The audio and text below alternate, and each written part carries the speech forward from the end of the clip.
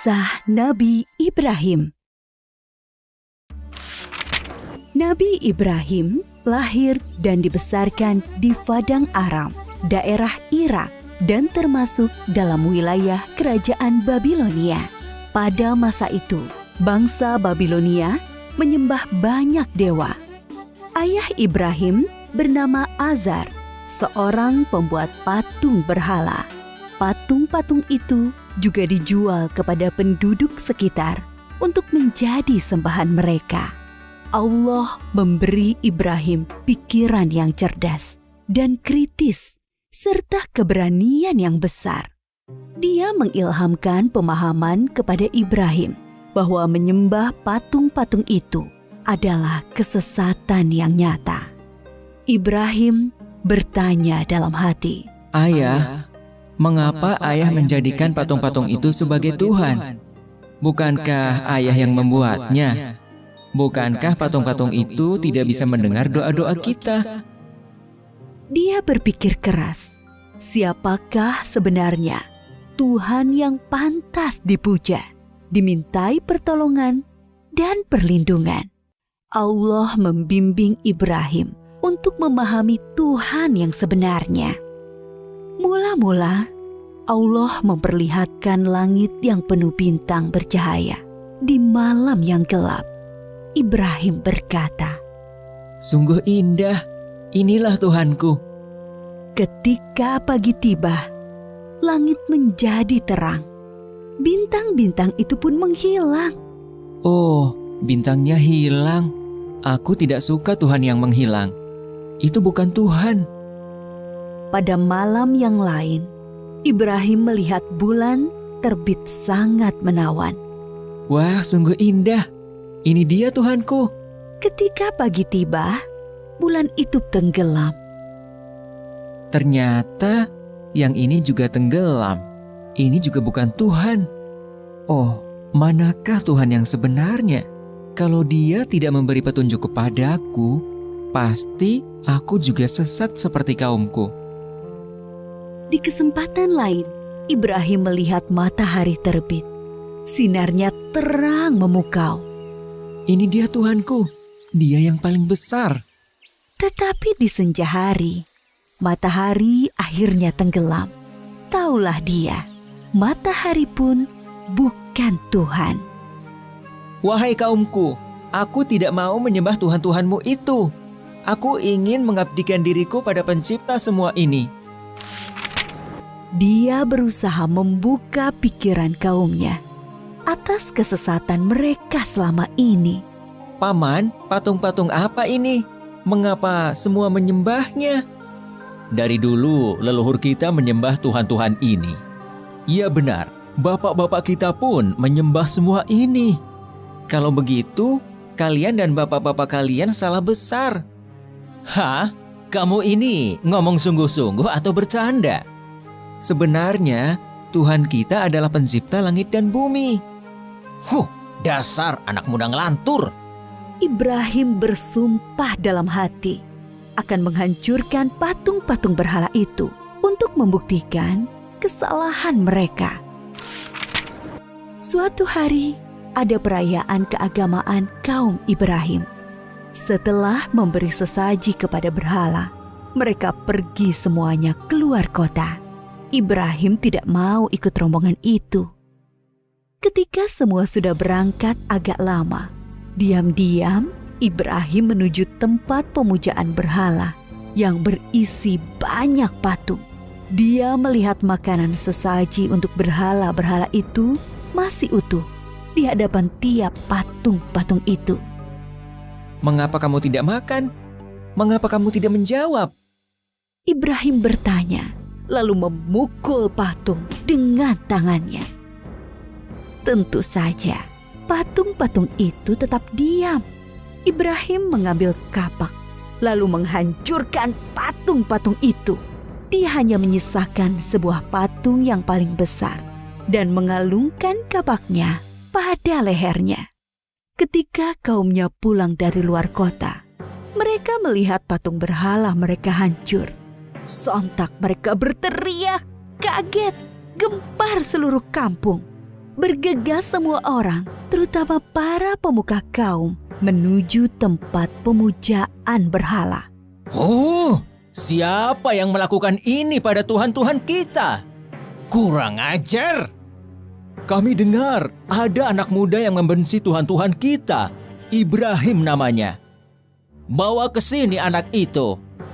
Maka Ibrahim digiring ke hadapan para pemuka kaumnya. Disaksikan halayak ramai. Apakah kamu yang menghancurkan Tuhan-Tuhan kita, Ibrahim? Yang menghancurkan patung-patung itu adalah patung yang besar ini. Bukankah dia membawa kapak? Tanya saja dia kalau bisa menjawab. Orang-orang yang mendengar jawaban Ibrahim pun tersadar. Merekalah yang keliru dengan menyembah patung-patung itu. Tapi kekafiran yang sudah mendarah daging membuat mereka memutarbalikkan kebenaran. Tentu di sini ada campur tangan setan. Kamu kan tahu, dia tidak bisa bicara, apalagi bergerak menghancurkan patung lain. Berarti kamulah yang melakukannya. Jadi, mengapa kalian menyembah patung yang tidak bisa berbuat apa-apa? Melindungi dirinya sendiri saja tidak bisa, apalagi melindungi kalian. Pemuka-pemuka kaum Ibrahim berunding untuk menghukumnya. Beberapa orang mengusulkan untuk membakar Ibrahim hidup-hidup. Maka penguasa waktu itu, Raja Namrud, memerintahkan untuk membuat bangunan tempat pembakaran Ibrahim di tengah lapang agar bisa disaksikan orang banyak. Ibrahim diikat lalu dilemparkan ke dalam api. Api menyala berkobar sangat panas. Allah berfirman, "Hai api, dinginlah dan menjadi keselamatan bagi Ibrahim."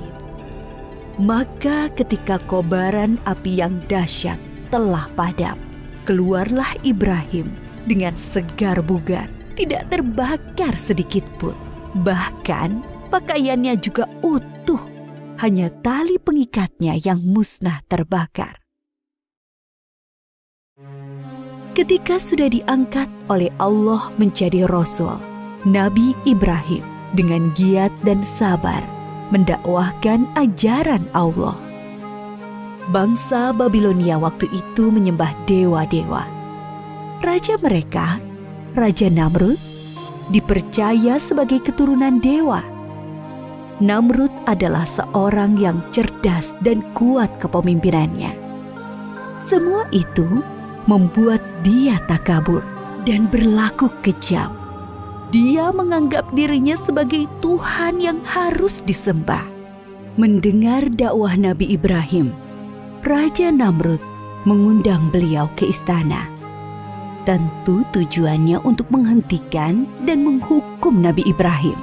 Kemudian Raja Namrud dan Nabi Ibrahim berdebat tentang Tuhan yang patut disembah. Siapakah yang kau anggap Tuhanmu itu, Ibrahim? Apa kekuasaannya? Tuhanku adalah yang menghidupkan dan mematikan. Aku juga menghidupkan dan mematikan. Aku menjatuhkan hukuman pada orang-orang dan aku berkuasa untuk mengampuni dan membiarkan mereka hidup. Allah menerbitkan matahari dari timur. Kalau kau juga Tuhan, terbitkanlah matahari dari barat. Raja Namrud tercengang dan terdiam mendengar jawaban Nabi Ibrahim. Dia kebingungan bagaimana menjawab tantangan Nabi Ibrahim. Demikianlah Nabi Ibrahim berdakwah dengan membuka akal pikiran manusia tentang Tuhan seluruh alam. Ada suatu peristiwa ajaib yang menunjukkan maha kuasanya Allah. Setelah Nabi Ibrahim diangkat menjadi Rasul, yaitu ketika beliau bermunajat kepada Allah. Ya Rabbi, perlihatkanlah pada hamba bagaimana Engkau menghidupkan yang mati. Allah Subhanahu wa Ta'ala berfirman, "Belum percayakah engkau pada kekuasaanku?" Hamba percaya, tapi hamba ingin hati hamba yakin. Kemudian Allah Subhanahu wa Ta'ala berfirman, "Ambillah 4 ekor burung, lalu potong-potonglah mereka. lalu lemparkan di atas tiap satu bukit, satu bagian. Kemudian, panggillah mereka. Pasti mereka akan datang kepadamu dengan segera." Nabi Ibrahim melakukan yang diperintahkan Allah. Maka keimanannya bertambah mantap. Kepada bapaknya, Nabi Ibrahim tidak putus asa mengajak meninggalkan penyembahan berhala. "Wahai ayahku, mengapa ayah menyembah sesuatu yang tidak bisa mendengar dan melihat, serta tidak dapat berbuat apa-apa untuk menolongmu? Sesungguhnya Allah memberi aku ilmu. Ikutilah aku, wahai ayahku. Jangan ikuti setan. Aku takut engkau akan ditimpa azab." "Bencikah kau pada Tuhan-Tuhanku Ibrahim? Diam! Kalau tidak, kau akan aku rajam. Pergilah, tinggalkan aku." "Selamat berpisah, ayah. Semoga keselamatan dilimpahkan kepadamu. Aku akan memohonkan ampunan dan hidayah untukmu." Nabi Ibrahim terus memohonkan ampunan Allah untuk Azar. Sampai kemudian jelas baginya bahwa Azar tidak mau beriman dan terus memusuhi Allah. Allah melarang memohonkan ampunan bagi orang-orang kafir. Setelah terbukti tidak ada yang beriman di antara kaumnya selain Lut, keponakan beliau dan sanak sepupu beliau yang menjadi istri beliau, Nabi Ibrahim hijrah meninggalkan kampung halamannya di Irak. Atas perintah Allah, beliau menuju Palestina atau Syam bersama istri dan keluarga Lut. Di Palestina, Nabi Ibrahim terus berdakwah kepada penduduk setempat. Sambutan penduduk Palestina terhadap dakwah beliau kurang bagus. Akhirnya muncul paceklik dan wabah penyakit di sana. Atas perintah Allah, Nabi Ibrahim dan Nabi Lut berpisah. Nabi Lut dan keluarganya menuju Sadum di Syam. Sedangkan Nabi Ibrahim bersama dengan Bunda Sarah menuju Mesir. Saat itu, Mesir diperintah oleh sang raja yang zalim, yang menyukai wanita-wanita cantik untuk dijadikan selir-selirnya.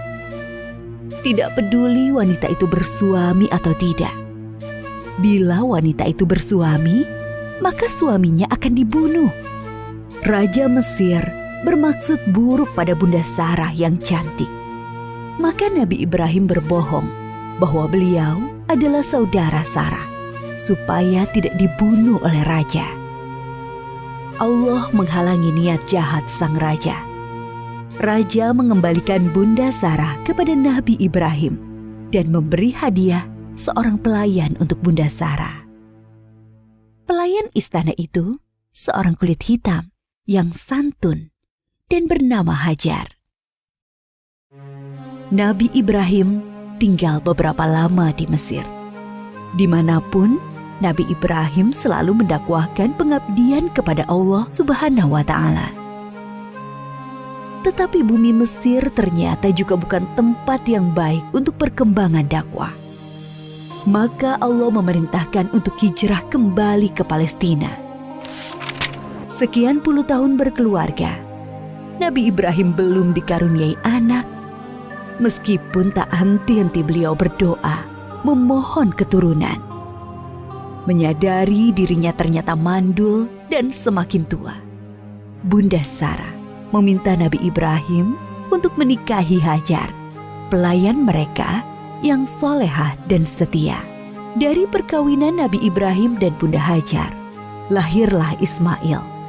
Kebahagiaan Nabi Ibrahim dan Ibunda Hajar ternyata membuat tidak nyaman pikiran Bunda Sarah.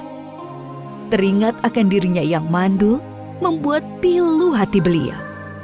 Nabi Ibrahim menyadari dan memahami situasi ini. Allah memerintahkan beliau menempatkan Ismail dan ibunya terpisah dengan Bunda Sarah. Suatu hari, Nabi Ibrahim menyuruh Bunda Hajar untuk berkemas-kemas. Mereka akan mengadakan perjalanan jauh. Ismail yang masih menyusu pada ibunya tentu dibawa pula. Mereka melintasi rute yang panjang Dan akhirnya sampailah ke suatu tempat yang sangat gersang. Tidak ada pohon-pohonan tempat bernaung, udaranya pun panas. Yang ada hanyalah hamparan pasir dan bukit-bukit berbatu. Nabi Ibrahim turun dari kendaraannya, kemudian menurunkan istri dan anaknya. Tanpa berkata apa-apa, beberapa saat kemudian beliau beranjak dan pergi meninggalkan keluarganya. Ibunda Hajar yang melihat keanehan ini segera berteriak memanggil, "Ibrahim, hendak kemana? Kenapa kau biarkan kami sendirian di sini?" Nabi Ibrahim tidak menjawab, hanya menunduk terus berjalan. "Ibrahim, apakah ini perintah Allah?" Iya. "Kalau begitu aku yakin Allah tidak akan membiarkan kami." Ibunda Hajar begitu sabar dan ridho pada keputusan Allah. Nabi Ibrahim sebenarnya tidak tega meninggalkan keluarganya di tempat terpencil dan gersang itu. Tetapi keyakinan akan kebenaran Allah dan kemurahan Allah menjadikan beliau mematuhi perintah yang sulit ini. Dengan berlinang air mata, beliau berdoa sebelum kembali ke Palestina. Tuhanku, aku telah menempatkan keluargaku di tempat gersang ini, di dekat rumah-Mu, Ka'bah. Mudah-mudahan mereka menegakkan sholat dan jadikanlah hati manusia senang kepada mereka. Dan berikanlah mereka rizki buah-buahan supaya mereka bersyukur. Kurang lebih 10 tahun kemudian, sekitar Ka'bah sudah menjadi tempat yang ramai berkat munculnya sumber air Zam-Zam. Banyak orang bermukim di sana. Ibunda Hajar dan Ismail sangat dihormati oleh penduduk karena mereka dianggap pemilik sumber air itu. Ismail tumbuh menjadi anak yang tampan, santun, dan sabar. Suatu ketika, Nabi Ibrahim mengunjungi keluarganya di Mekah. Setelah beberapa lama tinggal di sana, suatu malam beliau bermimpi menyembelih Ismail. Nabi Ibrahim termangu-mangu memikirkan mimpinya. Wahyu dari Allah atau godaan setan? 2 malam berikutnya, mimpi yang sama terulang. Maka pagi harinya, setelah mimpi yang ketiga, beliau yakin ini perintah Allah yang harus dilaksanakan walaupun terasa sangat berat di hati. Nabi Ibrahim bermusyawarah dengan keluarganya tentang mimpi itu. Anakku, aku melihat dalam mimpi, aku menyembelihmu. Pikirkan, apa pendapatmu? Ismail sangat memahami bahwa ayahnya adalah Nabi Allah. Mimpi para nabi adalah wahyu ilahi. Dengan mantap dia menjawab, Ayah, laksanakan perintah Allah. Insya Allah, aku akan sabar menerimanya. Bertambah rasa syukur Nabi Ibrahim. Bertambahlah kecintaan kepada anaknya. Bertambah mantap pula hati beliau melaksanakan perintah yang sulit itu. Berangkatlah Nabi Ibrahim dan Ismail menuju Mina, tempat penyembelihan. Sepanjang jalan, iblis menggoda mereka agar mengurungkan niat pengorbanan Ismail. Ibrahim, dasar ayah tidak punya perasaan. Anak sendiri mau disembelih. Ingat, kau berdoa puluhan tahun meminta anak. Allah sudah memberimu anak yang soleh. Sekarang kau mau sembelih, ha? Nabi Ibrahim mengambil kerikil-kerikil dan melempari iblis. Beliau tidak bergeming dengan godaan-godaan itu. Hatinya dipenuhi keyakinan yang mantap kepada Allah. Begitu pula Ismail. Sampai di tempat penyembelihan, Nabi Ibrahim membaringkan Ismail, bersiap mengayunkan golok yang tajam ke leher anaknya. Lalu Allah berfirman, "Hai Ibrahim, engkau telah menaati perintahku. Ini adalah perintah yang sulit. Aku memberi balasan orang-orang yang berbuat baik." Allah mengganti Ismail dengan seekor domba yang besar. Itulah yang kemudian disembelih sebagai kurban, sedangkan Ismail tidak jadi disembelih. Peristiwa ketika Ibunda Hajar ditinggalkan sendirian bersama Ismail ketika masih bayi dan pengorbanan Ismail diabadikan dalam rangkaian ibadah haji kita. Peristiwa penting lain antara Nabi Ibrahim dan Ismail adalah ketika Allah memerintahkan mereka meninggikan bangunan Ka'bah. Pondasi Ka'bah sudah ada sebelum masa Nabi Ibrahim. Beliau dan Ismail hanyalah meninggikan temboknya. Ka'bah itu kemudian menjadi pusat ibadah sholat dan haji. Ketika tembok sudah tinggi, Nabi Ibrahim kesulitan membuatnya lebih tinggi lagi di atas jangkauan tangannya. Maka beliau menjadikan sebuah batu sebagai pijakan kakinya. Pada batu pijakan itu membekas tapak kaki Nabi Ibrahim dan dinamakan Makom Ibrahim yang bisa disaksikan sampai saat ini. Ketika Ka'bah sudah jadi, Nabi Ibrahim berdoa untuk beliau dan Ismail dan anak keturunan mereka berdua. Antara lain, supaya diangkat Rasul dari keturunan mereka. Diangkatnya Muhammad SAW sebagai Rasulullah adalah jawaban atas doa Nabi Ibrahim. Nabi Muhammad SAW adalah keturunan Nabi Ismail. Suatu ketika, Nabi Ibrahim sedang berada di Palestina bersama Ibunda Sarah. Datanglah tamu asing, 3 orang laki-laki tampan yang tidak dikenal oleh Nabi Ibrahim. Nabi Ibrahim meminta Ibunda Sarah memasak sapi panggang untuk menjamu tamu-tamu itu. Nabi Ibrahim memang sangat menghormati tamu. Setelah hidangan siap, Nabi Ibrahim mempersilahkan tamu-tamunya makan. Tetapi para tamu itu sama sekali tidak menyentuh hidangan yang lezat itu. Timbul rasa takut dalam hati Nabi Ibrahim. Jangan takut, kami adalah malaikat utusan Allah. Kami tidak makan dan tidak minum. Kami membawa berita gembira. Allah akan mengaruniai kalian seorang anak yang sangat cerdas, yang mempunyai pengetahuan sangat dalam. Mendengar itu, Ibunda Sarah memekik kegirangan. Hah? Benarkah? Padahal aku seorang perempuan tua yang mandul. Adakah tugas kalian yang lain, wahai para malaikat? Sebenarnya kami diutus untuk menurunkan hukuman bagi penduduk Syadum karena mereka keterlaluan. Tapi di sana ada Lut dan orang-orang beriman. Siksa ini hanya mengenai orang-orang yang durhaka. Lut, keluarga serta pengikutnya akan selamat, kecuali seorang istrinya yang jahat. Dia turut binasa. Nabi Ibrahim dikaruniai keturunan di masa tuanya.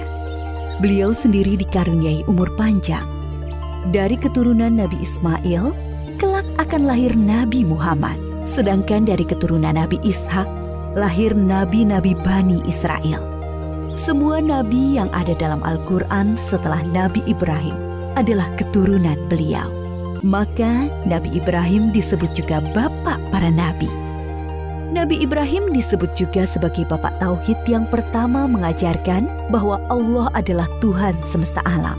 Para nabi sebelumnya hanya mengajarkan sebatas Tuhan suatu kaum. Nabi Ibrahim diberi gelar Khalilullah, artinya kekasih Allah. Banyak keteladanan yang diajarkan Nabi Ibrahim, yaitu teladan dalam menghormati tamu, menjadi seorang yang hanif, yang mengikuti kebenaran, selalu patuh pada perintah Allah, pemberani, sekaligus penyantun kepada orang tua dan manusia umumnya. Banyak kemiripan ajaran Nabi Ibrahim dengan Islam. Dari peristiwa Isra Mi'raj, Nabi Muhammad bercerita bahwa sosok Nabi yang paling mirip dengan beliau adalah Nabi Ibrahim. Assalamualaikum. Kalau teman-teman belum subscribe, yuk klik tombol subscribe warna merah. Gratis loh. Jangan lupa klik juga gambar loncengnya ya, supaya teman-teman bisa tahu video-video baru Diva.